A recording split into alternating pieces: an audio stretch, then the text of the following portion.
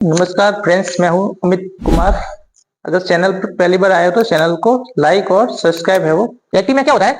Subject important होता है। कौन इंपॉर्टेंट होता है? सब्जेक्ट। ठीक है, सब्जेक्ट कौन होता है? कार्य करने वाला। ठीक है, एक्टिव वॉइस में क्या होता है? सब्जेक्ट है वो इंपॉर्टेंट होता है। ठीक है, और पैसिव वॉइस में कौन इंपॉर्टेंट होता है?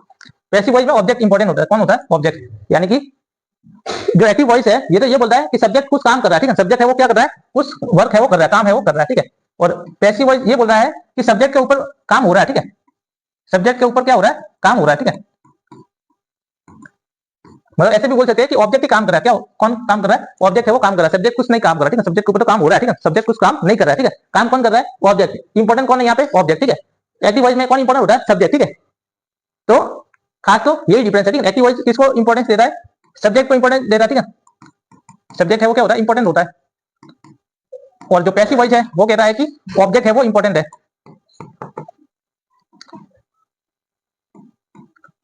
इसको एक एग्जाम्पल देखते हैं।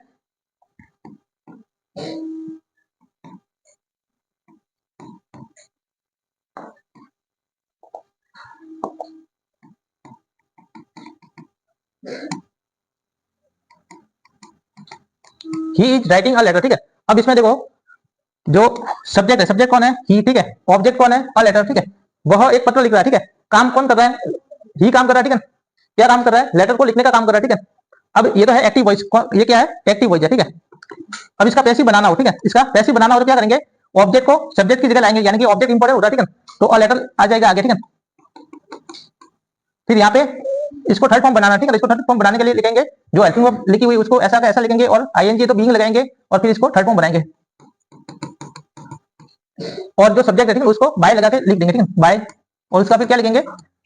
जो यहाँ पे क्या है? नॉमिनेटिव केस है। ठीक है, तो इसका हम ऑब्जेक्टिव केस बना के लिखेंगे, बाय हिम लगाएंगे। ठीक है, तो letter is being written by him. ठीक है, जो फर्स्ट वाला सेंटेंस है ये तो है एक्टिव वॉइस का। ठीक है, और जो नीचे वाला सेंटेंस है ये है पैसिव वॉइस का सेंटेंस है। ठीक है, तो जो फर्स्ट सेंटेंस ये कह रहा है कि वह एक लेटर है, पत्र है वो लिख रहा है। ठीक है, और दूसरा जो सेंटेंस है पैसिव वाला ये कह रहा है कि एक पत्र है वो उसके द्वारा लिखा जा रहा है। ठीक है, पत्र है वो उसके द्वारा लिखा जा रहा है। ठीक है, तो ये किसके ऊपर फोकस कर रहा है? पत्र के ऊपर। ठीक है, मतलब ऑब्जेक्ट के ऊपर फोकस कर रहा है।